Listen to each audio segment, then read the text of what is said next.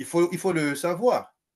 Donc, j'avais pris la thèse de l'élimination préventive, mais elle est faible. Je vais prendre la thèse. Préventive sur quoi concrètement? Un événement Ouais, mais à prévoir, venir assassiner. Mais je vais prendre la thèse de l'assassinat, parce qu'il faut employer les mots tels qu'elles sont. Oui, c'était un assassinat. On l'a dit tout à l'heure, il a été assassiné d'une balle dans le dos. Et quand on tire sur quelqu'un, surtout dans le dos, on comprend bien que c'est prémédité. Exactement. Donc, il connaissait les dossiers cachés et les réseaux Mokoko. Le colonel Atta risquait de devenir un témoin gênant. Voilà pourquoi il fallait le neutraliser. Parce que exécuter une balle dans le dos, c'est la signature classique des exécutions ciblées.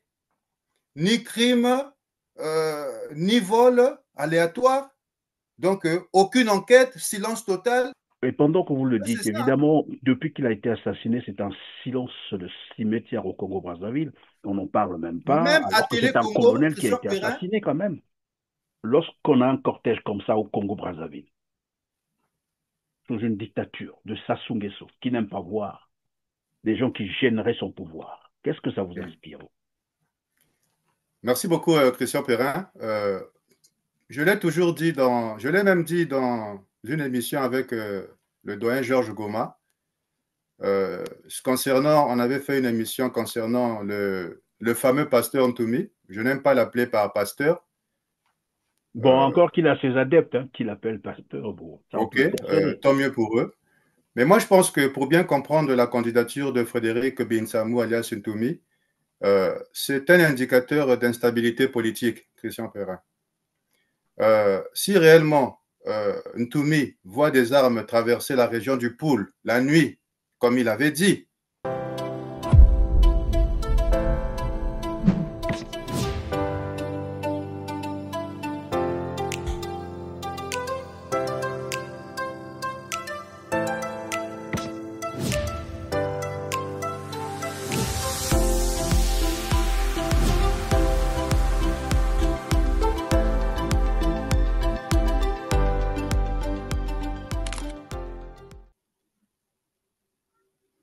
Mesdames, Messieurs, bonjour, encore un plaisir de vous retrouver sur R7. Avec moi aujourd'hui, Eric Libili Ngamokuba. Bonjour, Eric.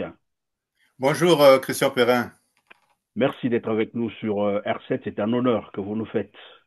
c'est un plaisir pour moi aujourd'hui de vraiment faire partie de l'émission Droit de savoir. Un plaisir partagé. Eric Libili, vous êtes traducteur, interprète professionnel de langue anglaise, auteur du support didactique Lingala Anglais, projet que le Congo-Brazzaville avait refusé de financer, vous allez le dire tout à l'heure, le pourquoi. Support pour lequel vous recherchez encore un preneur pour son édition avec la licence du livre en Europe. Vous êtes aussi analyste politique, membre du Congrès pour la Renaissance du Congo, le CRC. Nous allons donc échanger sur l'actualité congolaise, notamment sur la crise multidimensionnelle qui sévit au Congo-Brazzaville, la présidentielle de mars 2026, l'assassinat crapuleux du colonel en retraite Mathieu Atta, ancien garde du corps, de Joachim Yombio Pango et du général Jean-Marie Michel Mokoko, alors candidat à la présidentielle de mars 2016. Le colonel Atta, pour rappel, a été assassiné d'une balle dans le dos à Massengo, domaine, le 3 juillet dernier, alors qu'il faisait du sport. Nous allons donc commencer par là. L'aviez-vous connu? Le colonel Atta, c'était un personnage très très discret que j'ai connu quand j'étais depuis 2015 au Congo. Et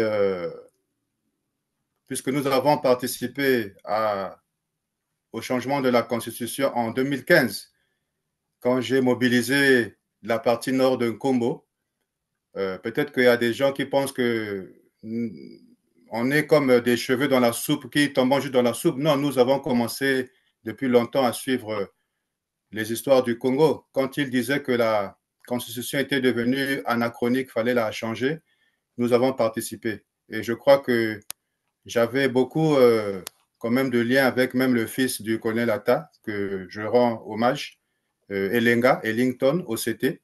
C'est un petit à moi et que je demande à travers cette émission d'avoir beaucoup de courage. Oui, alors vous l'avez connu, mais son assassinat, lorsque vous avez appris son assassinat, qu'est-ce que cela vous a fait et qu'est-ce que cela peut présager? Christian Perrin, le colonel Ata Ossété Mathieu, qui était d'abord un officier de troupes aéroportées, donc groupement aéroporté, et ensuite euh, au groupement paracommando, un commando formé à Montlouis, en France, où il fut major de sa promotion. D'ailleurs, Sassou ne tue que toujours les meilleurs. Et le colonel Ata Ossété Mathieu, Sassou ne tue que les meilleurs. Qu'est-ce que vous voulez dire par là? Vous soupçonnez l'ombre de Sassou Nguesso derrière cet assassinat, c'est ça? mais Christian Perrin, on ne va pas se voiler la face parce que c'est la technique du PCT. Hein. Le colonel Atta était parmi les colonels qui ont beaucoup souffert, traqués par ce pouvoir. Donc, ancien aide de camp du général Yombi Opango, quand Yombi était Premier ministre. Donc, aujourd'hui, il faut savoir que l'assassinat du colonel Atta en dit beaucoup, parce que le régime a juste anticipé un risque en éliminant un homme à double allégeance, Christian Perrin. Le colonel Atta OCT aurait pu avoir des informations compromettantes sur la répression de l'opposition. Voilà. Donc, le colonel OCT détenait des secrets sensibles sur la rivalité interne du régime. Il faut le savoir. Donc, j'avais pris la thèse de l'élimination préventive, mais elle est faible. Je vais prendre la thèse. Préventive sur quoi concrètement? Un événement Ouais, mais à prévoir venir? assassiner. Mais je vais prendre la thèse de l'assassinat, parce qu'il faut employer les mots tels qu'elles sont. Oui, c'était un assassinat. On l'a dit tout à l'heure, il a été assassiné d'une balle dans le dos. Et quand on tire sur quelqu'un, surtout dans le dos, on comprend bien que c'est prémédité. Exactement. Donc, il connaissait les dossiers cachés et les réseaux Mokoko. Le colonel Atta risquait de devenir un témoin gênant. Voilà pourquoi il fallait le neutraliser. Parce que exécuter une balle dans le dos, c'est la signature classique des exécutions ciblées. Ni crime, ni vol aléatoire. Donc, aucune enquête, silence total. Et pendant que vous le C'est dites, ça. évidemment, depuis qu'il a été assassiné, c'est un silence de cimetière au Congo-Brazzaville. On n'en parle même pas, Même à alors que Télé c'est un Congo, colonel qui a Christian été Perrin, assassiné quand même. même à Télé Congo, Télé Foufou, qui fait passer le directeur de cabinet Florent Tiba à l'Ekana. Mais qu'est-ce qu'on en a à foutre? Qu'est-ce que les Congolais ont à foutre de tout ça? Donner l'information aux Congolais.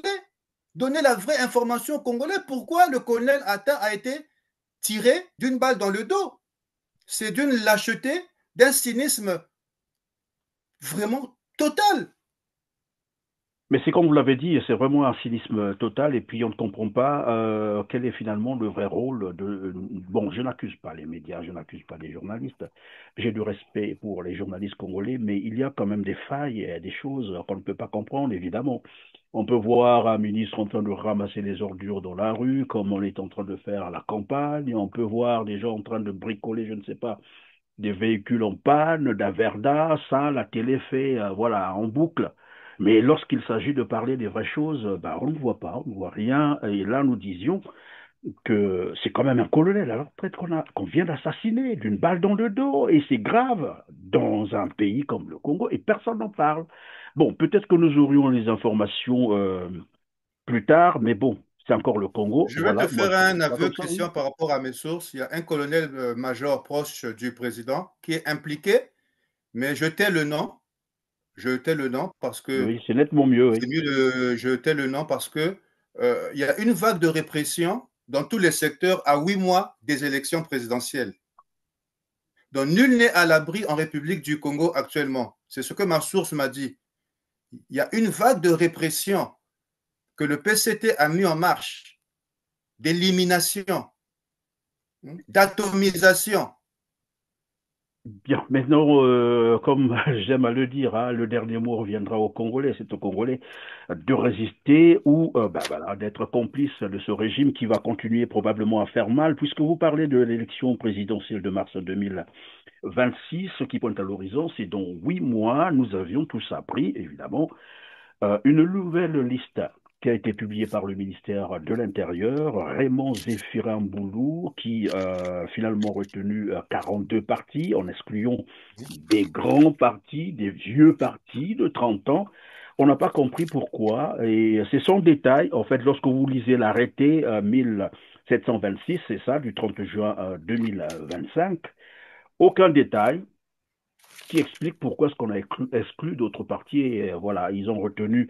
Et ce que moi j'ai noté, c'est qu'aucun parti de la dite majorité présidentielle, alors qu'on ne les voit même pas, disons, pendant le mandat de 5 ans, on ne les voit jamais sur le terrain. C'est à la fin, lorsqu'on annonce une élection présidentielle, que ces partis apparaissent. Et parmi ces partis, aucun n'a été suspendu, aucun n'a été exclu. Curieusement, au niveau de l'opposition, ben, les grands partis ont été. Est-ce qu'on est toujours dans la logique, évidemment, de la répression, c'est-à-dire, j'allais dire, de confiscation des droits, des libertés fondamentaux, question d'exclure les autres parce qu'on veut encore opérer un passage en force.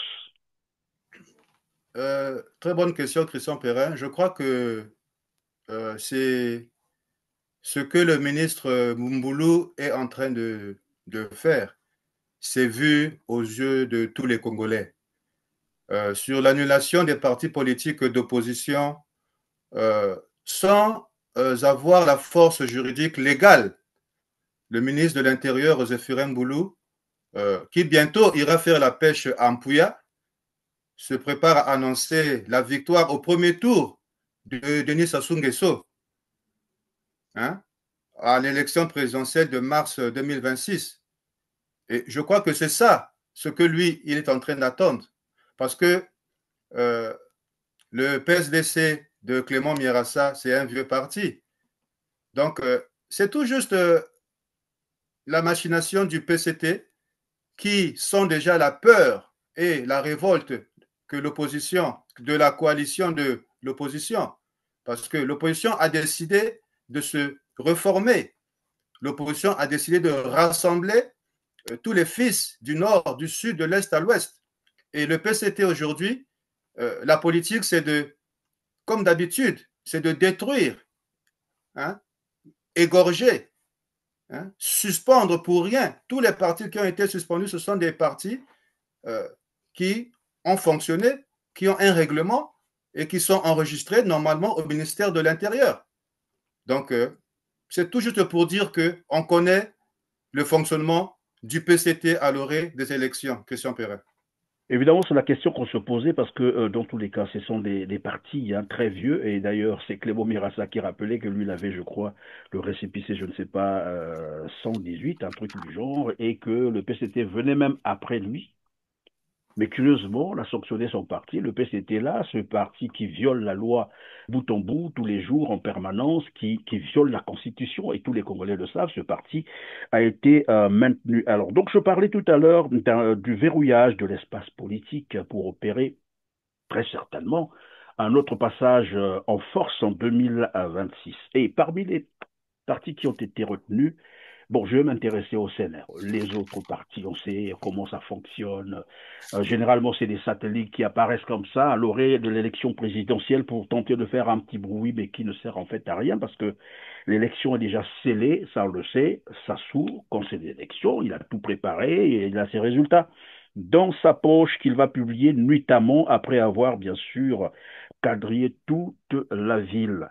Alors, le parti CNR a été retenu. Le parti CNR, c'est celui, je ne sais pas si c'est un parti ou un mouvement de résistance.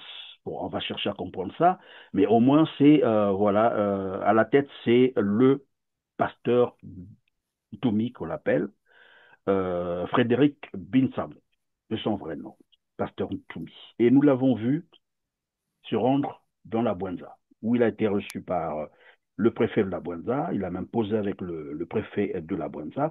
Je voudrais qu'on en parle quand même, parce que Je reviens là-dessus parce que les éléments existent et les gens peuvent le vérifier. Le pasteur Toumi était poursuivi pour crime, pour terrorisme. Le regain de tension dans le département du Poul, dans le sud du Congo, au cœur d'une réunion interministérielle d'évaluation humanitaire présidée mardi à Brazzaville par le Premier ministre congolais Clément Mwamba. Au cours de cette rencontre, il a été estimé qu'au moins 4000 personnes se sont déplacées à l'intérieur du Poul et dans le département voisin de la Bouenza du fait des violences que le gouvernement impute aux ex-combattants ninjas fidèles au pasteur Ntoumi. Le département du Poul connaît actuellement une situation notamment humanitaire assez délicate du fait des troubles qui ont été générés par les actions terroristes qui sont menées par quelques ex-combattants en totale déshérence. Reçus chez des parents ou vivant dans des lieux publics, ces milliers de déplacés sont dans le besoin urgent d'une aide humanitaire. Il s'agissait de faire le point de l'action humanitaire, des mesures qui devront être prises par rapport à cette action humanitaire à mener et plus globalement de rassurer l'opinion publique nationale et d'édifier l'opinion internationale sur le fait qu'il s'agit là manifestement d'abord d'actes terroristes volontaires et non pas de combats. Ces nouvelles tensions dans le département du Poul ont déjà fait entre une quinzaine et une vingtaine de tués selon le porte-parole du gouvernement. Les forces de sécurité ont été renforcées dans le département. Pour le gouvernement, elles ne sont pas sur le pied de guerre, mais plutôt à la traque du pasteur Ntoumi qui est sous le coup des mandats d'arrêt avec 2 de ses lieutenants. Nous avons aussi entendu lors du procès d'Abira qu'il était fourni en armes par Nyangambwala. J'avais été fait comprendre au président, par lettre toujours, que j'étais inquiet pour sa sécurité. Comment une personne qui est de sa sécurité pouvait-il s'associer aux gens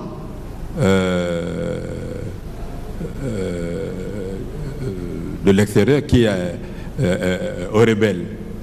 Pardon? J'avais déjà envoyé, en même temps que j'ai envoyé la fiche dont on a parlé sur les armes, le Mbizi là, j'avais aussi, maintenant que je me rappelle, j'avais aussi écrit au président, lui disant que je m'inquiétais du fait que il avait derrière lui quelqu'un qui a donné des armes aux rebelles. Dans le Poul, tout le monde sait ce qui s'est passé. Je n'ai pas besoin de rappeler ça. C'est tout un génocide. Il y a encore des charniers qui existent. Une exaction de plus dans le département du Poul.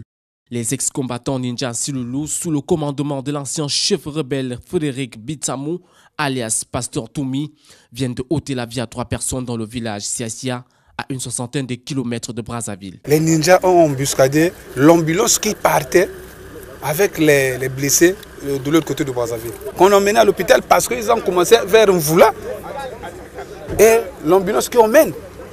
Et à ce moment-là, ils ont entendu l'embuscade. Les ninjas ont entendu l'embuscade à l'ambulance et à la force publique qui convoyait les malades. Tout est parti d'après le porte-parole de la police d'une attaque à main armée perpétrée dans la nuit du 28 septembre par les ninjas qui ont tiré sur ce bus de transport en commun, faisant plusieurs blessés. L'ambulance transportant les blessés à Brazzaville fera à son tour l'objet d'une autre attaque. Des assaillants furieux vont tirer sur le chauffeur avant de l'incinérer avec 2 des blessés du bus attaqué à quelques kilomètres plus loin. Les forces de police déployées sur le terrain ont trouvé une pièce à conviction, la carte d'ex-combattant du nommé Sylvain Richard Bintsamou, coordonnateur des ninjas en 2012. C'est la 3e attaque en l'espace d'une semaine dans ce département. Depuis le mois d'avril, les ninjas ne cessent de commettre des actes terroristes d'une extrême atrocité sur les populations. Ils braquent, violent et tuent les innocents. Le cas de viol le plus patent est celui d'une vieille dame âgée de 75 ans, nous rappelle le porte-parole de la police. Mais les forces publiques, engagées à protéger les populations, ont décidé de craquer le pasteur Ntoumi et 2 de ses lieutenants, tous sous le coup d'un mandat d'arrêt. Des villages ont été rasés, des centaines de villages, des arbres ont été coupés, de l'eau empoisonnée, tout ça c'est connu. Et nous avons des images satellitaires, on peut le démontrer, il y a eu des centaines de milliers de morts. Mais voilà, un matin, on arrive, bon, après on nous dit il y a eu des accords que les Congolais n'ont jamais compris.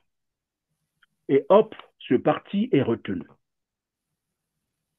On ne dit pas aux Congolais qu'est-ce qui s'est passé concrètement. Est-ce que Ntoumi a été disculpé? Quel procès? Comment, par quelle procédure? Comment ça s'est passé?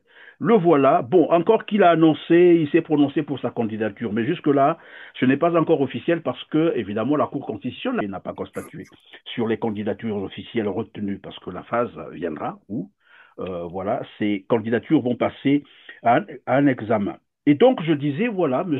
Ntoumi, son parti a été retenu juste après ce décret, non, c'est un arrêté ministériel. Dès qu'on a publié cet arrêté, le lendemain, je crois 48 heures juste après, le voilà qui s'est lancé dans sa campagne. Bon, après, on nous dira qu'il est allé là-bas, selon les informations qu'on nous a données, qu'il est allé pour mobiliser, comment ils appellent ça, susciter les adhésions. Bon, écoutez, tout ça, c'est fallacieux. On sait comment ça fonctionne au Congo. Plus personne n'est dupe. Alors, moi, je voulais votre analyse sur, d'abord, ta visite dans la Bouenza. Après, on reviendra sur qui est Ntoumi, si vous le connaissez bien sûr. Comment vous avez apprécié les images que nous avons tous vues, que je propose d'ailleurs à nos téléspectateurs avant que vous ne réagissiez? Suivez.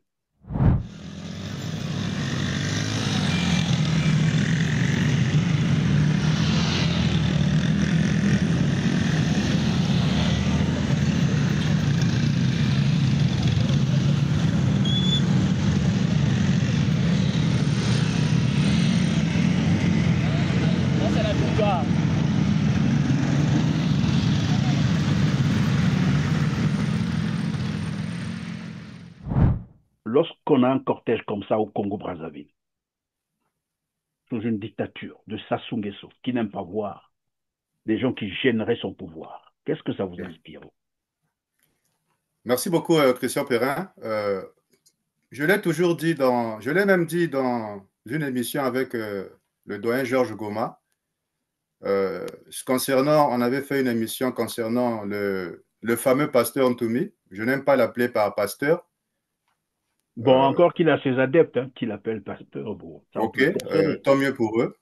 Mais moi, je pense que pour bien comprendre la candidature de Frédéric Binsamou alias Ntoumi, c'est un indicateur d'instabilité politique, Christian Perrin.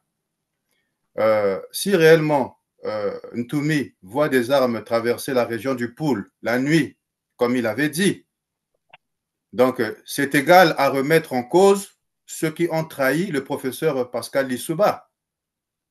On va parler de Mounari Né Mabonzo Claudine, Pascal Tatima Biala, Feu Maître Martin Berry. Parce qu'on se souviendra de contrats d'armes en France, plus Afrique du Sud, durant le renversement de la démocratie le 5 juin au 15 octobre 1997, en République du Congo, où il y avait les ninjas de Bernard Kolela contre les Ntiloulou. Donc Ntoumi, Christian, il est co-responsable du sang versé des Congolais. La justice congolaise a émis vendredi 22 avril 2016 des mandats d'arrêt contre l'ex-chef rebelle congolais Frédéric Binsamou, alias Pasteur Ntoumi, et 2 de ses proches. Il est accusé d'être responsable d'une série de violences début avril dans le quartier sud de la capitale. Ces actes ont provoqué la mort de 17 personnes et la destruction de plusieurs édifices publics. Nous, André Oko Gakala, magistrat, procureur de la République auprès du tribunal de grande instance de Brazzaville au Congo, demandons et ordonnons à tout officier ou agent de la force publique de rechercher, d'arrêter et de conduire à la maison d'arrêt de Brazzaville le nommé Binsamou Frédéric alias Ntoumi pour assassinat, détention d'armes, de munitions de guerre et de vol. Et Ntoumi n'a jamais pensé à demander pardon au peuple congolais. Ntoumi n'a jamais pensé faire allégeance devant le peuple du Poul pour leur demander, pour leur expliquer ce qui s'est passé. Les années passées, Denis Sassou Nguesso l'a traqué comme un terroriste. Il y a eu des montants exorbitants de l'État qui ont été dépensés pour le traquer dans les forêts du Poul. Ils ont rasé, ils ont brûlé. Le département du Poul, vu du ciel, un département qui fait parler de lui depuis quelque temps déjà. Lorsqu'on arrive sur les lieux, le climat est plutôt pesant. Les militaires en armes sont tenus présents. Question d'assurer la sécurité de notre équipe de reportage. À peine descendu de l'hélicoptère de l'armée congolaise, le cortège s'ébranle aussitôt à l'entrée de la forêt de Bangou sur la route Mindouli dans le district de Kindamba. Sur place, on découvre la raison de notre présence sur les lieux. Il y a eu des actes qui ont été perpétrés par les ninjas Nsiloulou de Bintsamou Frédéric alias Pasteur Ntoumi, qui en est le donneur d'ordre.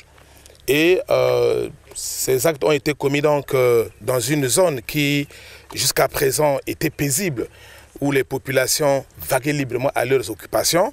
Ce camion à moitié calciné, victime de l'attaque d'une bande armée qui sévit dans le coin.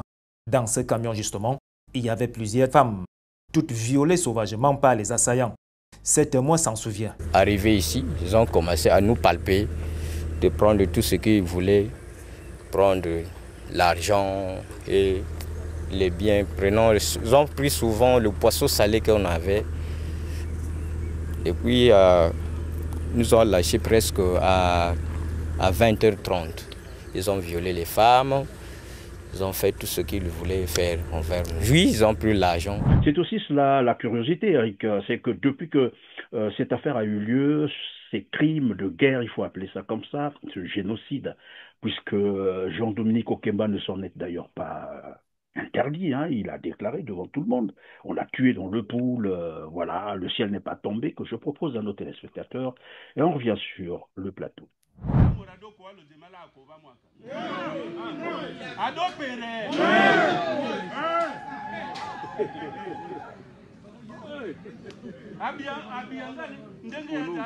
Lorsque nous avons brûlé le département du Poul, on ne nous a rien fait. Ils n'ont rien fait, le ciel n'est pas tombé. Nous n'avons pas droit à l'erreur, nous devons protéger notre pouvoir. Voilà, Eric, après ces déclarations, donc cet aveu qu'on a tué dans le Poul, on a massacré dans le Poul, ils sont sortis de là, jamais Frédéric Bintsamou n'a demandé un procès, soit pour se disculper, pour se laver, ni le gouvernement congolais n'a jamais expliqué, je l'ai dit tout à l'heure, aux Congolais ce qui s'est passé réellement dans le Poul. Ils avaient traité Ntoumi de criminel, de terroriste, il y a eu des morts, je l'ai dit tout à l'heure. Et on sort de là, c'est un silence total, et on reprend comme si les Congolais étaient devenus, voilà, la chair à canon qu'il faut utiliser comme ça pour des fins politiques. Et maintenant, il va certainement, puisqu'il est retenu, son parti retenu, il a déjà annoncé sa candidature, il va concourir donc pour la présidentielle 2026. Mais Ntoumi, quand on a dit ça, après on vous dira à vous, hein, si vous contestez voilà, Ntoumi, on va vous dire donc vous travaillez pour Sassou Nguesso. Parce que vous ne voulez pas de la candidature de Ntoumi et que vous le faites probablement en faveur de Sassou Nguesso. Mais Ntoumi a des sangs sur les mains. Ntoumi n'a pas encore nettoyé le sang des Congolais qu'il a versé dans le Poul. Il devait d'abord nettoyer ses mains avant de prétendre vouloir être président pour diriger tout un peuple congolais. Tu ne peux pas diriger un peuple avec des mains sales, souillées de sang. Si nous voulons dégager Denis Sassou Nguesso, c'est parce que lui aussi, il a des mains remplies de sang. Donc, c'est le même concept. Donc, Ntoumi, c'est tout juste la passerelle de Denis Sassou Nguesso pour le donner un peu de force et un coup de force pour passer en force en 2026. Parce qu'un Zéphirin Boulou acceptait la candidature de Ntoumi, mais ça fait réfléchir. Donc, c'est de la machination. Moi, je pense que les Congolais sont assez matures aujourd'hui pour comprendre tout le fonctionnement que le PCT est en train de mettre en place. Mais ça ne passera plus parce que nous allons lancer l'opération Palais. L'opération Palais, c'est l'opération où les jeunes de Kangambandi, Bana Wenze, Bana Potopoto, ba jeunes tout Oyo, ba Bouaksa Bango dans l'armée, ou ba Bouaksa Bango Touana. Ce sont des jeunes que nous, on va rassembler, ba opération Palais. Opération Palais, c'est d'abord les ministres de la République. Babi Melabango n'a pas palais, au moins 50 personnes, 100 personnes n'a pas palais, toi, bah, ministre. C'est vous qui volez notre argent.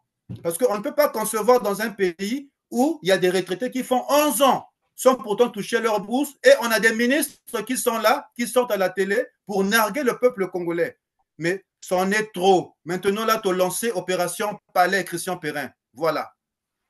Opération Palais, je reste encore sur le volet Pasteur Ntoumi, parce que je ne sais pas si vous avez suivi, il y a un audio qui circule sur la toile, produit par l'abbé Joseph Yanguissa, qui expliquait sa rencontre avec Ntoumi, un épisode comme ça, où il a même affirmé que Ntoumi serait le gestionnaire, je ne sais pas moi, des gisements d'or dans le pool, et il y aurait même du pétrole, du coltan, et que, bon, il tient cette responsabilité avec, bien sûr, la bénédiction de Denis Sassou Nguesso.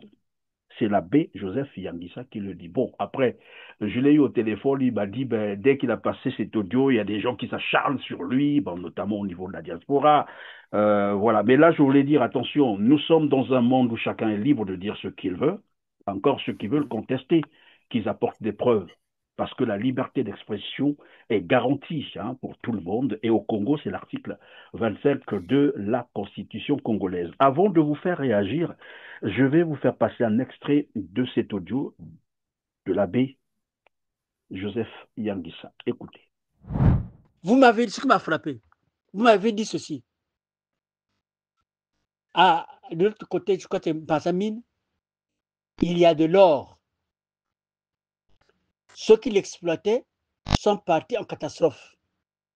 Donc, il y a encore de l'or là-bas. Les Chinois sont venus voir Sassou pour lui demander le droit d'exploiter cet or-là. Sassou lui a dit, ça c'est vos paroles, vos propos, Sassou lui a dit, non, là-bas, ce n'est pas mon territoire. Il y a quelqu'un d'autre là-bas, c'est à lui que vous devez m'adresser. Cet autre-là, c'était vous, Ntoumi. Donc, c'est à vous que les Chinois devaient s'adresser pour avoir le droit d'exploiter cet or-là. Et vous m'avez demandé à moi, vous m'avez dit, on va exploiter cet or-là, et vous, avec cet argent, vous allez vous occuper de l'insertion, parce que j'avais cette compassion pour ces jeunes-là qui vous suivaient, vous m'avez dit, vous allez vous occuper de l'insertion de ces jeunes-là, leur réinsertion. Et vous m'avez dit aussi qu'il y avait du pétrole du côté de Mayama. Et que si on passe par là, je vous devez prendre dans votre véhicule, vous allez vous-même sentir que c'est vraiment du pétrole. C'est ce que vous m'avez dit. Donc vous avez ajouté, mais là-bas, le pétrole, on va l'exploiter, mais ne fera pas comme les villes qui se sont laissés avoir, on exploite le pétrole là-bas, et ils n'en tirent rien. Donc chez nous, ici, nous allons tirer le bénéfice de l'exploitation de ce pétrole-là. Alors moi, la question que je me suis posée, c'était moi, j'allais être du côté de quelle légitimité? Comment est-ce que Sassou, qui tient à ce territoire, qui se dit chef de l'État, et en même temps, qui est vraiment jaloux de ce pouvoir, comment peut-il avoir dit que là-bas, ce n'est pas lui, ça c'est vous? J'ai trouvé que c'était flou, c'était pas clair, donc vous n'étiez pas clair. Donc aujourd'hui, ça se comprend. Donc vous êtes à partager les rôles. Donc dans le pool, en fait, Sassou vous a donné ce pouvoir de vie ou de mort. Donc maintenant, vous exploitez l'or, tout est ouvert. Donc je dis, vous qui êtes supporter Ntoumi, vous n'en savez rien. C'était avec moi et Ntoumi. Ne vous en mêlez pas. Ne vous en mêlez pas. Ce que je dis, c'est la pure vérité. Il n'y a que lui qui peut contester cette vérité-là. Ne vous en mêlez pas. Vous qui êtes pour Sassou, qui pensez que Sassou ne peut pas avoir dit ça, ne vous en mêlez pas. Vous n'étiez pas là. Moi, c'est Ntoumi qui me l'a dit. Alors, Eric, le pasteur Ntoumi serait celui qui accorderait des permis d'exploitation de l'or plutôt dans le pool, et qu'il contrôle même une zone où il y aurait du pétrole. Ce n'est pas moi qui le dis. C'est Joseph Yanguissa qui vient de le dire, l'abbé, qu'il avait rencontré Ntoumi, et c'est ce que Ntoumi lui avait dit. Ce n'est pas moi qui dis ça. Alors, vous êtes au Congo, vous gérez une partie des ressources naturelles du Congo sous le régime Sassou Nguesso. Ça vous dit? Mais c'est pas étonnant parce que le Congo, depuis le retour de Sassou Nguesso aux affaires, nous avons affaire à un État voyou. Un État voyou. Le Congo n'a même plus le sens d'être appelé un État. C'est même plus un État. C'est oui, une épicerie familiale. La complicité entre entre Sassou et Ntoumi? Parce que c'est la question qu'on nous pose souvent ici. Apporter des preuves, oui, apporter des preuves. Dès lors qu'il y a cette connivence-là. Mais la complicité, elle est simple, Christian. La complicité, elle est simple. Ntoumi n'a jamais été arrêté, Ntoumi n'a jamais été inquiété. Et pourtant, Denis Sassou Nguesso sur France 24 l'avait bien dit que c'est un bandit de grand chemin qui a pris des populations en otage. Et voilà, il a pris des populations comme boucliers humains. Et voilà pourquoi on cherche comment est-ce qu'on va. Mais c'est fallacieux, c'est tout juste, c'est des inepties. Donc je crois que Ntoumi et Sassou, c'est la même personne. Je l'ai toujours dit. Les Congolais qui vont aller voter pour Ntoumi, ils sont aveugles, ils n'ont pas encore compris la vraie réalité. C'est toujours le Bukuyongo Sassou qui est toujours derrière tout ça et qui veut se maintenir au pouvoir. C'est une manière pour lui de se maintenir et c'est la conservation du pouvoir. En fait, c'est ça. Donc Ntoumi n'est qu'une passerelle pour Denis Sassou Nguesso, Christian Perrin. Alors donc Voilà. on va écouter Denis Sassou Nguesso sur l'affaire Ntoumi. Suivez. Bon, il faut d'abord dire que il n'y a pas de crise politique ni de crise post-électorale dans le pôle. Monsieur Binsamou, qui s'est rendu coupable d'exactions graves sur les populations civiles, à Brazzaville comme à l'intérieur du pôle, et qui a détruit quand même de nombreux édifices publics et privés, et qui s'est retranché dans une partie du pôle pour échapper à la justice, et qui a pris, je dois le dire, en otage des populations civiles dans le pôle pour en faire des boucliers humains. Alors, Binsamou et ses milices ne sont que des bandits qui sont recherchés par la justice. C'est les faits. Seulement, vous dites que cela traîne, oui.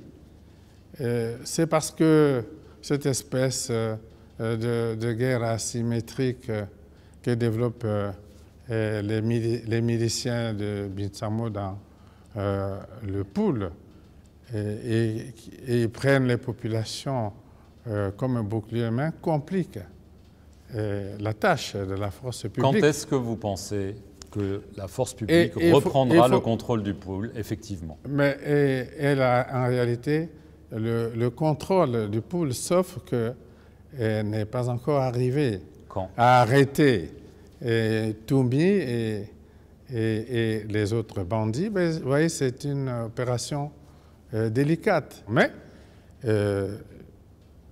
il n'y a pas de doute que la force publique va s'organiser pour attraper Ntoumi et ses lieutenants et les mettre à la disposition de la justice. Est-ce que vous êtes prêt à négocier avec lui?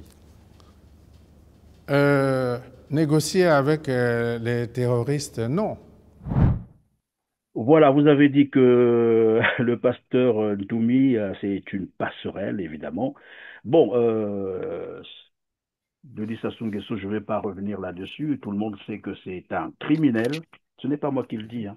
Vous écouterez Eva Joly, qui l'a déjà bien expliqué d'ailleurs. Vous suivrez Jean-François Probst, qui l'a ramené, parmi ceux qui ont ramené Denis Sassou Nguesso au pouvoir, il explique très bien des massacres du beach, vous en savez quelque chose, ce qui s'est passé à Ikolongo, vous connaissez ce qui s'est passé au Poule, des assassinats du tout genre, et même lors comment on appelle ça, la période référendaire, en 2015, il y a eu des assassinats, on a assassiné des jeunes qui ne voulaient que la paix. Sassou Nguesso le sait, le jour où il quittera le pouvoir, il ira droit à la CPI. Et donc, nous avons ici l'ombre, vous avez dit, de Denis Sassou Nguesso derrière la candidature de Ntoumi. Et vous avez même dit qu'il est sorti de là. Il n'y a pas de procès, on ne l'a jamais mis en prison, alors qu'il y a d'autres leaders qu'on a mis en prison, qu'on a accusé d'atteinte à la sûreté de l'État. Mais on connaît bien ce petit chef d'accusation qu'on porte sur tous ceux qui gênent le pouvoir. Et Ntoumi circule librement, pas seulement librement, comme tout Congolais, mais avec ce genre de cortège qu'on a vu. des milices armées. Qui est donc Ntoumi alors qu'il n'est pas ministre du gouvernement, à ce que je sache? Il n'est pas préfet, il n'est pas maire, il n'a aucune responsabilité au Congo-Brazzaville.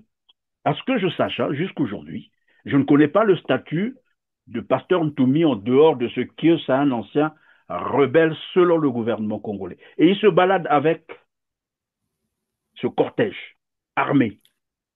C'est quand même bizarre, non? Ntoumi, Christian Perrin, il est devenu comme Sassou l'a mis là comme le gardien du pool. Il est devenu comme un gardien, le gardien de la destruction, le gardien des assassinats, le gardien de la violence. Mais donc, encore que les habitants du pool puissent l'accepter. Vous pensez qu'ils sont d'accord? Mais puisqu'il est là, c'est les habitants du pool qui l'ont accepté. Il est dans le pool, il terrorise dans le pool. Si les populations du pool voient des hommes armés, ils vont toujours être effrayés qu'à tout moment, avec Ntoumi, ça peut capoter. Traumatisme, donc, oui. Il faut normalement, si c'était un gouvernement sérieux, c'était un rebelle qu'il fallait arrêter et mettre en prison, comme le général Mokoko et comme Andro Kombi Salissa, eux qui n'ont jamais versé même le sang, mais on les met en prison 9 ans. Ntoumi, il est là, dehors, avec sa milice, dans la Bwenza, aller donner les civilités à M. Shin Ganongo, qui le reçoit avec un grand sourire. Je dis que, mais vraiment, le Congo, c'est du n'importe quoi. On ne peut voir ça qu'au Congo. C'est du n'importe quoi, Christian Perrin. Voilà, on ne peut voir ça qu'au Congo. On va passer à notre volet. Il s'agit bien sûr de la mobilisation annoncée par les jeunes Congolais pour le 10 juillet 2025. Cette mobilisation du 10 juillet 2025, nous lançons encore un appel à tous les Congolais du Congo-Brazzaville, du nord au sud, de l'est à l'ouest, de sortir pour réclamer vos droits, parce que la Constitution vous l'autorise, une sortie pacifique. Parce que, il faut le dire, que le jeu est terminé. Donc, il faut que M. Sassou commence à regarder l'histoire en face. On a vu Ben Ali, Christian Perrin, il a fui la nuit. On a vu Kadhafi lynché dans un canal. On a vu Blaise Compaoré chassé par la rue, Christian Perrin. Mais oui, mais quand le jour où on chassait, comment on l'appelle, le Burkinabé Blaise Compaoré, nous avons entendu à Brazzaville, de toute façon, voilà, le Congo, c'est pas le Burkina, donc comme pour dire, ça n'arrivera pas au Congo-Brazzaville. Oui, mais Sassou, il est trop sûr de lui. Mais quand nous allons lancer l'opération Palais, quand les ministres vont être dérangés, on va paralyser tous les ministres parce que c'est eux qui volent l'argent du gouvernement. C'est eux qui volent l'argent des milliards pour ne pas payer les étudiants. C'est eux qui ont volé les 14 000 milliards. Mais il faut que la population se rassemble chez tous les ministres de la République et paralyser tout le système. Parce que ce sont ces mêmes ministres qui montent en créneau sur les médias pour faire peur aux Congolais de la guerre du 5 juin, mais ils ne connaissent pas la guerre. Thierry Mongala n'a jamais fait la guerre. Nous, on était là en 97, on a accueilli Sassou et on a vécu la guerre avec les vieux Lamo, avec les vieux Agnon, tout ce monde-là, on a vécu ça. Les finaux solo. Donc, quelque part, ce pays-là, il ne faut pas qu'on pense que c'est une propriété privée d'Enguesso. Non, le Congo appartient à tout le monde. Parce que quand des millions de Congolais occuperont pacifiquement les rues, quand la jeunesse congolaise bravera leurs armes, Christian Perrin, pour la liberté, je crois que même leur statut ésotérique là de sorcier qu'ils ont mis dans chaque rond-point là, on va les casser. Comment un pays où il y a des statues ésotériques partout, hein, Christian, comment un pays où il y a des obélisques partout, c'est pour dominer le peuple congolais? L'obélisque, le signe obélisque, c'est pour dominer, c'est un signe de domination, mais ça va finir cette fois-ci avec Opération Palais. Tout n'a pas Palais. Voilà. Oui, mais il y a quelqu'un qui me disait, mais où sont passés donc nos sorciers, les vrais sorciers congolais là pour se laisser dominer par ces, je ne sais pas moi s'il faut appeler ça des monuments ou des... Mais Christian, tu sais, les gens, c'est parce que les Congolais, ils sont naïfs. Quand on voit dans un pays des obélisques dans chaque rond-point, pour les éclairer, pour les spirituels, ils savent que ça veut dire quelque chose. Comment planter un obélisque de je ne sais pas de combien de mètres devant un rond-point? Mais c'est pour affaiblir, c'est pour dominer, c'est la domination. Bon, Et évidemment, vous avez aujourd'hui, dit à quelque chose. Pointe-Noire, on voit quoi? Vous avez Une relevé, baleine sur un éléphant. vous avez relevé quelque chose qui m'a intéressé, c'est que les obélisques en question sont éclairés, souvent, hein, dans la plupart des cas, sont éclairés, mais il n'y a pas d'éclairage dans les maisons, dans les domiciles. C'est-à-dire, Voilà. les Congolais n'ont pas d'électricité, on préfère privilégier ces... Bon, après, on nous dira c'est Il y a l'éclairage. des panneaux solaires sur les obélisques, il y a des panneaux solaires. Ils ont mis des panneaux solaires, alors Ah, même de fournir le Congo en panneaux en mais électricité. puisqu'ils ont la solution, ils savent qu'il y a une solution comme ça, pourquoi ils ne mettraient pas, évidemment, voilà, une centrale comme ça, panneau solaire, on a vu ça, je crois, au Sénégal, quelque part. Mais ils préfèrent donc, bon, illuminer leur...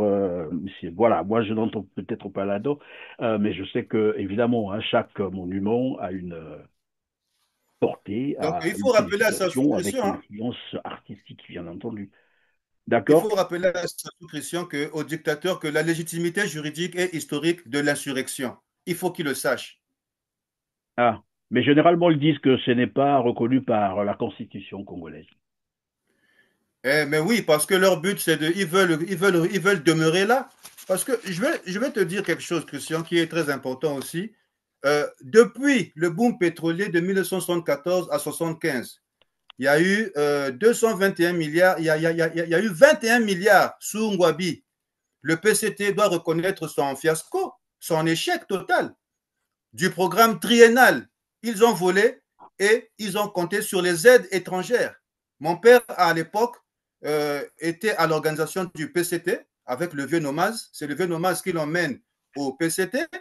Et pour les anciens du PCT, ils connaissent la déclaration du 12-12 qui reconnaît officiellement l'échec de la révolution socialiste dans sa mise en œuvre économique. Et c'est à partir de cela que la CSC a commencé à prendre ses distances, Christian. Moyibi Bandi Kala, depuis 1974. Moi, je suis né en 1974, mais Moyibi déjà est Bandaki. Donc, et quand on voit, c'est le PCT qui gère le pays de 1974 jusqu'à aujourd'hui. Donc, c'est un parti qui a une mauvaise gestion qu'il faut dissoudre illico presto. Sinon, le Congo va aller en ruine, Christian. C'est Surtout grave. on l'avait raté lors de la conférence nationale. Ça On aussi, ça avait a été une raté. grave erreur. Aujourd'hui, Pierre Ngolo dit, vous savez comment est-ce que le manque du pouvoir fait. Donc, ils sont là que pour conserver le pouvoir, même si les Congolais, Sassou est prêt à tuer même tout le peuple congolais pour demeurer là. Oui, mais donc, comme je le disais tout à l'heure, Eric, c'est au peuple congolais de dire le dernier mot, hein, dans tous les cas, même si la constitution actuelle ne garantit pas expressément l'insurrection populaire, mais c'est reconnu par la vraie constitution, celle que les Congolais avaient votée, donc la constitution de 1992 que Sassou Nguesso est venu violer. Et j'aime à dire que Sassou est illégal. Il est illégal. illégitime pour avoir fait un coup d'État militaire, pour avoir violé la constitution que les Congolais avaient votée. Donc, tout le temps que Sassou est resté au pouvoir, donc président de fait, il est illégal, il est illégitime. Et donc, les Congolais ont tout le droit, pourquoi pas, de passer à l'insurrection populaire. Maintenant, quand les lois nationales, comme on le dit, ou locales, ne sont pas efficaces ou sont très faibles, on fait usage aux textes internationaux. Or, lorsqu'on arrive sur, évidemment, au niveau des textes internationaux, nous avons la déclaration des droits de l'homme et du citoyen de 1793, qui dit bien, lorsque les gouvernements ne respectent pas la loi, l'insurrection est pour chacun et chaque peuple. Et c'est lui-même qui le dit, hein, quand un démocrate ne respecte pas la loi, et pas. quand la loi est violée, les démocrates ne l'acceptent pas. Mais Denis Sassou Nguesso, il est pris au piège par la démocratie. Merci Eric, on va passer donc à notre volet ici. On va donc parler d'abord du message que vous avez à adresser à Sassou Nguesso parce qu'il y a un problème de temps. Et puis on reviendra sur votre livre finalement pour que vous nous expliquiez pourquoi est-ce que le Congo-Brazzaville n'avait jamais souscrit à son édition. Pourquoi? Alors que c'est un livre qui pouvait aider les Congolais à bien comprendre la langue lingala. Et c'est un ouvrage, vous avez dit tout à l'heure, un manuel didactique pour la langue lingala et anglais. Et surtout que la langue internationale, c'est bien l'anglais. Alors, parlons donc du message que vous avez adressé à Denis Sassou En fait, Nguesso. le message que je voulais adresser à Denis Sassou Nguesso, je crois que je ne cesserai jamais de le dire. Il ne faut pas dire que on ne vous avait pas prévenu, parce que le peuple est fatigué, le peuple est à bout, et les propos de votre propre petit frère Idever Moigny, je crois que si dans vos équipes vous les avez analysés, il avait beaucoup parlé et dit beaucoup de choses qui sont vraies sur le terrain. Donc le Congo est assis sur une mine où à tout moment, ça peut se déclencher. Mais regardez la vie de ce peuple. Regardez la vie des Congolais aujourd'hui réduits à néant. Regardez le train de vie que nous crions aujourd'hui avec les doyens Clément Mérassa et autres. Réduisez le train de vie de l'État. Vous ne voulez pas réduire le train de vie de l'État. Mais pourquoi? Je pense que quand ces jeunes vont se lever et aller au moins 50 jeunes, 100 jeunes chez chaque ministre, vous allez comprendre que le Congo appartient à tous les Congolais. Et je vais dire que Denis Sassou Nguesso, au moins pour sa dignité, doit se rappeler que le président Mariam Gwabi avait dit: quand ton pays est sale et manque de paix durable, tu ne peux lui rendre sa propreté, son unité, qu'en le lavant avec ton sang. Donc le Congo doit retrouver sa dignité et son honneur, parce que bafoué par un seul homme à la tête du PCT, Denis Sassou Nguesso, et il n'est pas en conformité avec la loi. Eric, de vous à moi, vous pensez que Denis Sassou Nguesso a ce courage-là? Il n'a pas le courage d'un soldat. Parce que s'il avait le courage d'un soldat, soit il démissionnait, soit voilà. Vous comprenez de quoi je parle? Mais le général Gwelondele l'a dit, ça fait peut-être 9 ans, depuis 2016, 2018. Il a dit que Denis Sassou Nguesso devait démissionner depuis 2006, je ne sais pas. Oui, 2006, oui. 2006. Nous sommes en septembre 2006 lorsque le général Gwelondele, évidemment, Mongo, parle de Denis Sassou Nguesso lorsqu'il demande même à Denis Sassou Nguesso de démissionner parce que le pays, plus rien ne marche. Il dit à Sassou Nguesso... Le vieux Mongo avait déjà vu loin, mais Denis Sassou Nguesso s'est entêté à détruire. Mais regardez l'état du Congo. Moi, je suis né à Pointe-Noire, je suis un Pont-Négrin. Mais regardez l'état de ma ville. Colonel Makosso qui clamait: Pointe-Noire, je ferai de toi ta plus belle robe. Du pipeau. Donc ces gens-là, ils sont là que pour leur intérêt personnel, voler, comme ils ont toujours volé, et ils veulent que ça continue comme ça. Mais le peuple congolais va se lever comme un seul homme et va les arrêter. Parce que trop, c'est trop. Ils ont lancé Opération Palais. Le ministre Wana Moto va bouger les sous-têtes, Christian. Parce que trop, c'est trop. Voilà. Voilà. Nous allons donc... il y a également notre sœur Marie-Louise Ango, vous le connaissez, qui disait aux Congolais: surveillez Moninga. Parce que le moment viendra où après ils vont commencer à dire: non, nous, parce qu'on avait peur, parce que non, nous ne savions rien, tout ça parce qu'on était obligés. On a vu ça à Kinshasa. Quand c'est arrivé, comment les gens commençaient à se justifier: ben non, on avait peur, on faisait ça parce qu'on ne pouvait rien d'autre. Surveiller Moninga. Mais les Congolais, avant, les Congolais ne s'exprimaient pas. On ne voyait pas les Congolais sur les réseaux sociaux s'exprimer. Mais aujourd'hui, tu sens que les gens sont arrivés à un niveau où la pauvreté a atteint son paroxysme. Les gens sont à bout. Oui, ils en peuvent plus. C'est vrai en plus. Donc, et un peuple, on ne peut pas tromper un peuple tous les jours, tout le temps. Non, on ne peut pas. À un certain moment, le peuple va prendre ses responsabilités. Et c'est ce que nous demandons au peuple congolais: prenez vos responsabilités, chassez ces voyous de la République. Ben, cela s'impose parce qu'évidemment, le Congo, je rappelle ici, est un pays producteur du pétrole, 500 000 barils par jour, exportateur du bois, des minerais. Le Congo a une façade maritime. Le Congo, à 10 millions d'hectares de terres arables, le Congo est exportateur du gaz liquéfié, avec une petite population de 6 millions d'habitants seulement. C'est-à-dire, dans d'autres pays, on parlerait d'un quartier, 6 millions d'habitants seulement. Mais comment vivent les Congolais? Je vais vous proposer des images qu'on vient de recevoir. Elles ont été filmées à peine avant-hier. Des Congolais qui se ravitaillent en eau, mais franchement, jusqu'à ce niveau-là. Suivez les images et on revient sur le plateau. En deuil de l'eau. Vraiment, ça fait 2 mois.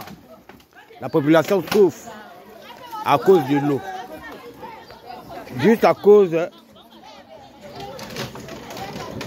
l'accident juste. Regardez, la population de Massingo en deuil, ça fait 2 mois.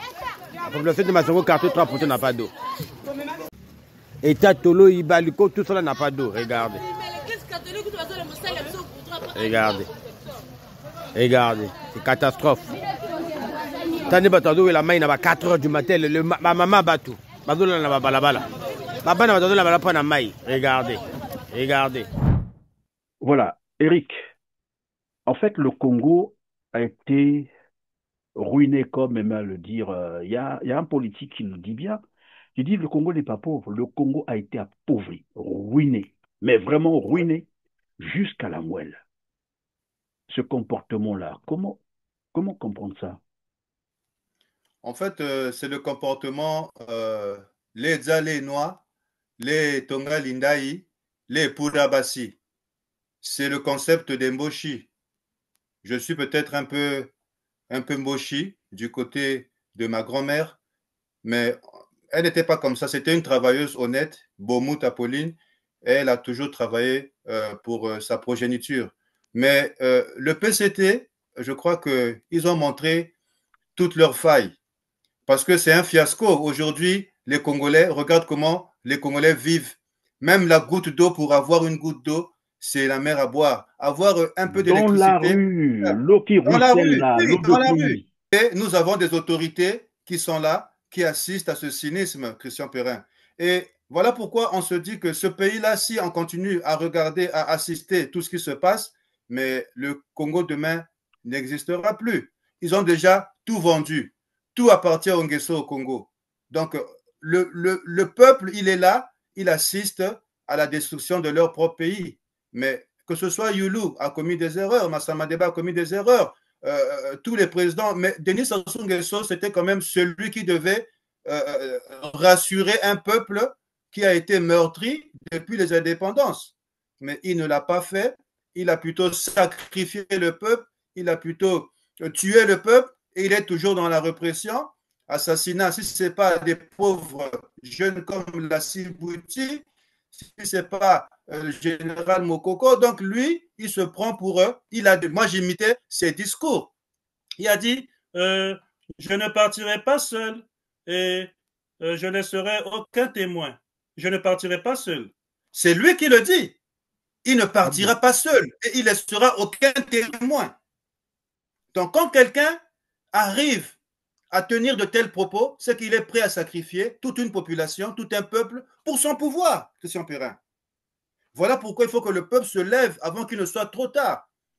Il faut une révolution, soit de palais, ou une révolution insurrectionnelle. Insurrectionnelle, parce que trop c'est trop avec Denis Sassou Nguesso. Il n'écoute personne, il gère le Congo comme une épicerie familiale, donc c'est lui qui a le dernier mot sur la vie de tout un peuple. Ah ben non, à un certain moment, il faut que ça s'arrête. Il faut que ça s'arrête. Il faut bien que ça s'arrête, mais ne peut arrêter cela que le peuple congolais, et je vais rappeler, évidemment. Mais le peuple congolais, c'est un peuple mature qui a beaucoup observé, et aujourd'hui, quand le peuple commence à s'exprimer, mais les jeunes qu'eux, ils ont enlevés au ministère de la Défense, tous ces jeunes-là qui n'ont pas de salaire, tous ces jeunes de Kangambandi, de Wenze, Potopoto, Nkombo, tout ça là, Mikalou, Bakongo, tous ces jeunes-là, ils vont se rassembler, ils vont aller chez les ministres, parce que ce sont les ministres qui volent leur argent. Ce sont les ministres de la République qui ont volé l'argent des Congolais. Voilà pourquoi il faut paralyser les ministres de la République. Il faut paralyser ce système à travers... On va le suivre après, mais on commence par les ministres là pour leur montrer que la population a les yeux sur eux. Thierry Mungala qui sort gaillardement, il est à la rue Sibiti à Mungali. Moi, je connais chez lui. Même quand je ferme les yeux, je vois sa, bon, sa mais maison on étage. on va pas non plus donner les adresses. On ne sait jamais, parce qu'au Congo, il y a maintenant des bébés noirs, et donc voilà, on va pas non plus faire l'apologie. Il faut que ces bébés noirs commencent à attaquer les ministres. Il faut que ces bébés noirs se rassemblent chez les ministres. Parce et que ce sont quelqu'un disait d'ailleurs, eux, pendant que vous le dites, il y a quelqu'un qui disait que de toute façon, les bébés noirs, c'est l'émanation voilà, du régime Sassou Nguesso, tout le monde le sait, c'est eux qui ont fabriqué les bébés noirs. Et d'ailleurs, c'est le député, Idéver Moani, qui en parlait. Comment exactement. Ils ont créé tout ça, créé le désordre, le chaos, le terrorisme, tout ça, c'est voilà, c'est comme ça que le régime... Mais Christian, ça va se retourner contre eux. C'est une machine qu'ils ont créée, mais qui va se retourner contre eux. Parce que nous allons dire à ces petits-là, c'est eux qui vous ont créé, mais allez-y chez eux, les chasser. Parce que c'est eux aussi qui vous tuent encore. Donc, ils vous créent, ils vous accusent, ils vous tuent. Donc, après, à un certain moment, mais il y aura revers à la médaille. Comme vous l'avez dit, qu'ils aillent demander leur dû à leur patron, qu'ils connaissent très bien. On va terminer par ce dernier volet, Eric. C'est bien sûr votre support didactique. Lingala anglais, je disais d'entrée de jeu que vous êtes traducteur, interprète professionnel de la langue anglaise. Votre manuel, j'allais dire, et vous me disiez que le Congo avait refusé de financer son édition. Pourquoi ? Merci Christian. Je vais avoir l'occasion encore d'expliciter sur ce point. Moi, je suis traducteur-interprète professionnel de langue anglaise. J'ai enseigné la langue, le lingala, à Madame Saskia Delonge, l'ancienne représentante de l'Union européenne au Congo à l'époque, sous le truchement de Madame Sullivan, ex-ambassadrice de l'ambassade des États-Unis. Et j'ai pris le goût du lingala parce que je suis moi-même lingalophone. Je me suis dit, mais pourquoi pas créer un support didactique pour aider la prochaine génération parce que le lingala, je m'étais dit que le lingala et le kikongo doivent repartir à l'école du peuple. Parce qu'on ne va pas continuer qu'à apprendre les langues des autres. Il faut que nous commençons à valoriser nos propres langues. Donc, j'avais eu ce concept qu'il faut que le lingala et le kikongo repartent à l'école du peuple et en insérant la langue anglaise, qui est une langue internationale. Et si on peut avoir un support didactique comme ça, les enfants ils pourront apprendre avec des vidéos 3D aussi pour qu'ils aient une base dans leur langue nationale, locale, et qu'ils aient aussi une base en anglais. Parce que quand un enfant, moi je suis éducateur, quand un enfant est petit, il a la capacité d'assimiler les choses, mais comme pas possible. Donc c'est le moment, c'était le moment que cette langue-là, ces trois langues repartent à l'école du peuple, au lieu de bourrer les enfants avec de l'espagnol, le russe, tout ça. Non, nos langues, nous devons d'abord valoriser nos langues. Et je fais ce support didactique pour donner aussi l'opportunité aux anglophones de pouvoir apprendre le lingala à travers la langue anglaise. Parce que le lingala aujourd'hui fait partie du patrimoine mondial immatériel de l'UNESCO à travers la rumba congolaise. Aujourd'hui, quand nous parlons de rumba, nous parlons de lingala, nous ne parlons pas de swahili. Et le projet, c'est quoi, Christian? Il faut que le lingala fasse partie du concert des nations comme langue internationale, comme le swahili.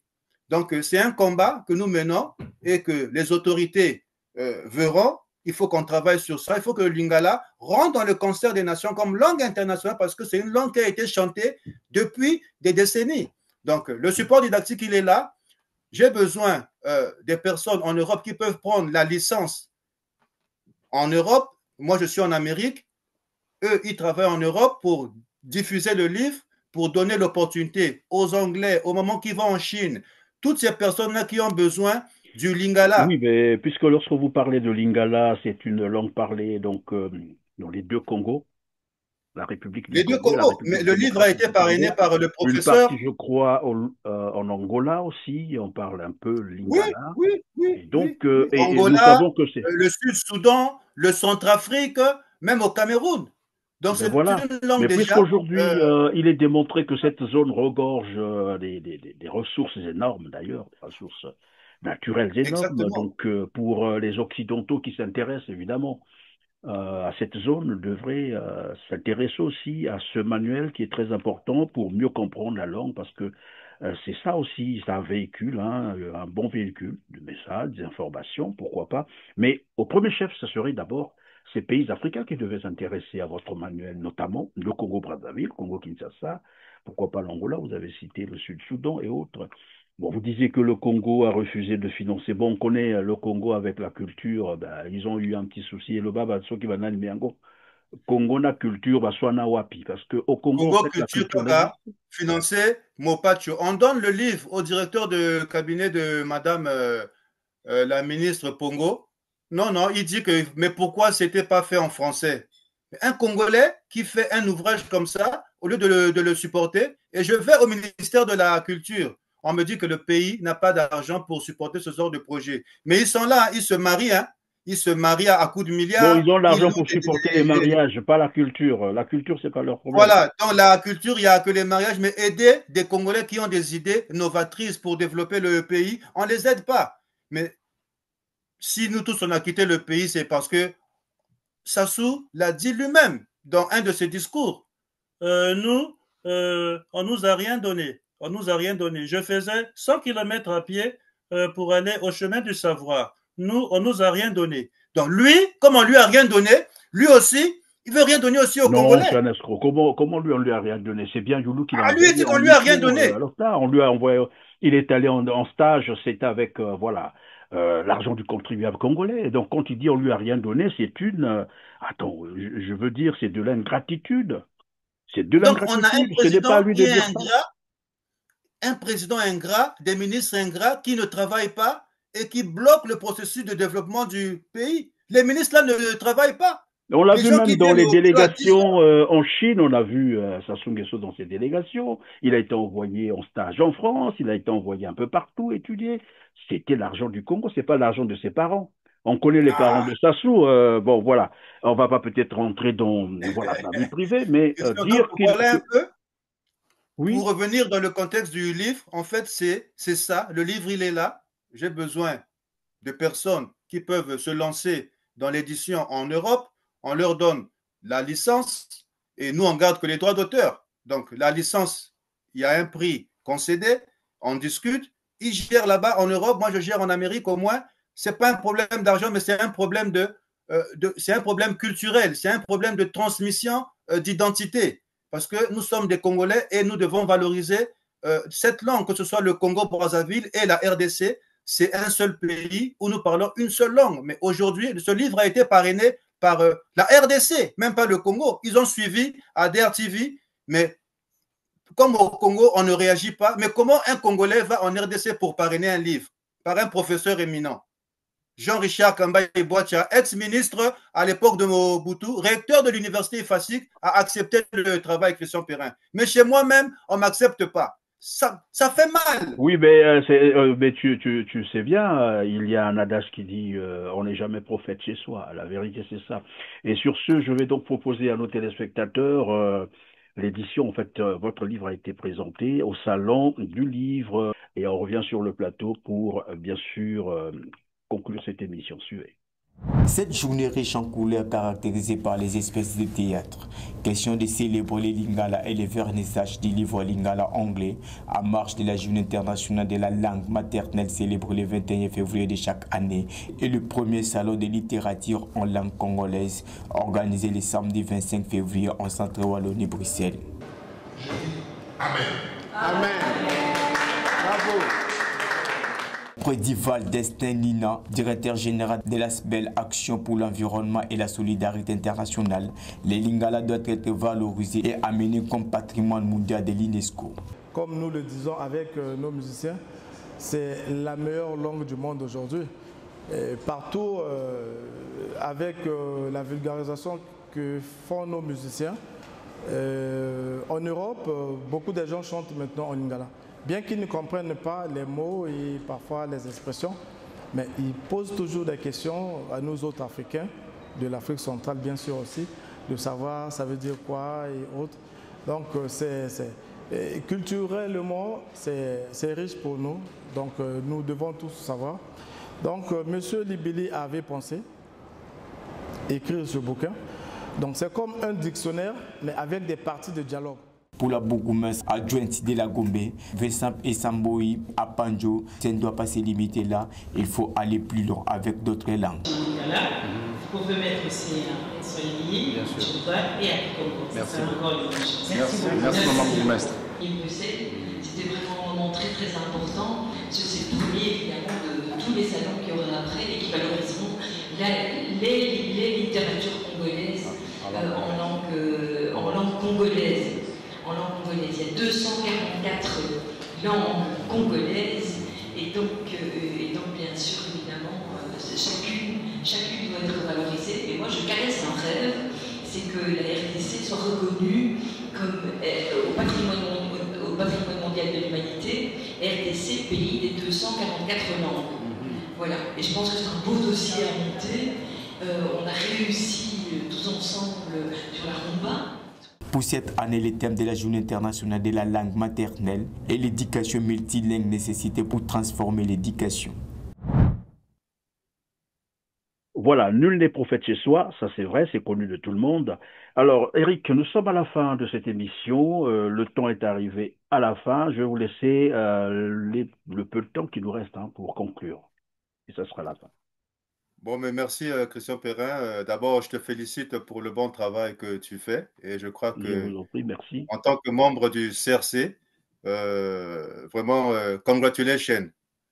Donc, le dernier mot, ce que je peux dire, c'est qu'il faut que le peuple congolais prenne leur destin en main. Prenons notre destin en main parce que Denis Sassou Nguesso ne peut plus rien promettre à ce peuple. Ce peuple, aujourd'hui, là, vous regardez l'état du pays, on va ergoter sur les soucis du Congo à longueur de journée, mais tant que le peuple congolais ne prendra pas ses responsabilités, rien ne changera. C'est comme je l'ai dit, je réitère encore mon propos, dans le sens où nous allons lancer l'opération Palais pour paralyser tous les ministres de la République. Merci Christian Perrin. Je vous en prie, merci d'avoir été avec nous sur R7 Eric, ça a été vraiment un plaisir, mais surtout le temps que vous avez disposé pour répondre à nos questions. Plaisir partagé, merci Christian. Je vous en prie. Mesdames, Messieurs, cliquez sur le pouce en l'air juste en bas de la vidéo après avoir partagé massivement et dites-nous en commentaire ce que vous pensez de cette émission. Sur ce, on se dit au revoir et à très bientôt. Merci.